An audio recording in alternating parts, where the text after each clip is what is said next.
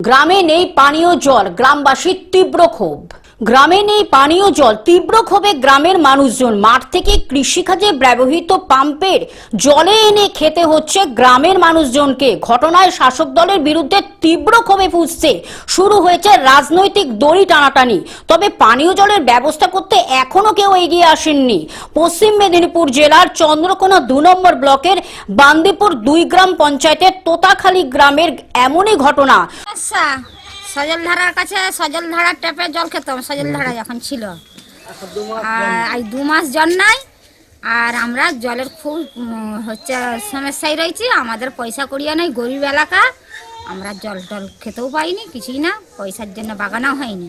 যোগাযোগ নাই, আমাদের কোনো ছেলে মেয়েরা অসুস্থ হয়ে পড়লে আমরা যদি মেদিনীপুর যাই বা ঘাটাল যাই, তখন আমাদের কি হয়, আমাদের হচ্ছে খাটলি করে চ্যাংদোল্লা করে লিয়াতে হবে, নাহলে হচ্ছে কোলে করে লিয়াতে হবে। এরকম সব আমাদের এখানে পরিস্থিতি।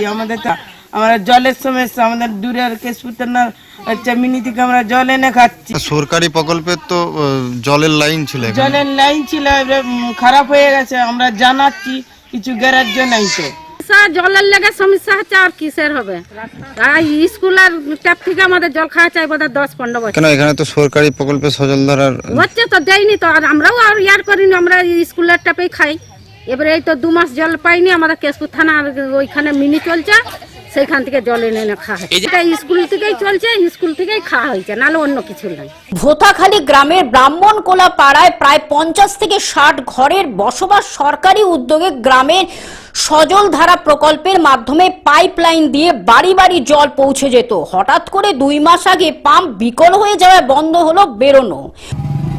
দেখুন, ওইখানে যে জলের সমস্যাটা হয়েছে, ওই জল পাম্পটা যে অকেজো হয়ে গেছে, এটা আমাদের কাছে খবর ছিল না। আমরা জানার পরেই, সন্ধ্যায় জানার পরেই যুদ্ধগতিতে আমরা বিডিও সাহেবের সাথেও আমি কথা বললাম।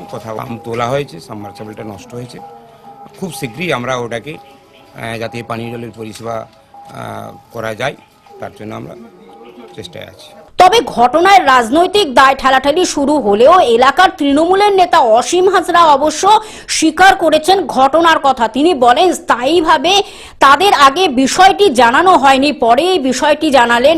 সঙ্গে সঙ্গে প্রশাসনের সাথে কথা বলে দ্রুত পানীয় জলের ব্যবস্থা করা হবে বলে তিনি আশ্বাস দিয়েছেন।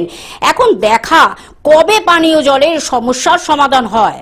সবথেকে বড় কথা, ওখানকার যিনি প্রাক্তন বিধায়িকা ছিলেন, সেই বিধায়িকার বাড়ি ওই বান্দিপুর 2-এর তোতাখালী গ্রামে, এবং বর্তমানে উনি আমার ব্লক সভাপতি। অতএব বর্তমান প্রাক্তন সবাই চোখে পট্টি বেঁধে বসে আছেন। মানে পাবলিকের যে সাধারণ মানুষ, গরিব মানুষ, সেদিকে নজর ওনাদের নেই। এই সময় ভোটের সময় আবার ঝাঁপিয়ে পড়েছেন। ভোটের সময় দেখবেন ওই দাদা দিদিরা আবার বাড়িতে কলসি দিয়ে পানীয় জল পৌঁছে দিচ্ছে। কিন্তু সারা বছরের পর বছর কেটে গেছে, পানীয় জল যেটা মানুষের সবথেকে মানুষের প্রয়োজন, সেটার প্রতি কোনো ধ্যান ধারণা ওনাদের নেই। পশ্চিম মেদিনীপুর থেকে কল্যাণ মণ্ডলের রিপোর্ট, গ্লোব নিউজ। এখন থেকে গ্লোব টিভি দেখুন আপনার স্মার্টফোনেও। গুগল প্লে স্টোর অথবা অ্যাপল স্টোর থেকে ডাউনলোড করুন গ্লোব টিভি লাইভ অ্যাপ। এছাড়া জিও টিভি অ্যাপ থেকে দেখুন গ্লোব টিভি লাইভ।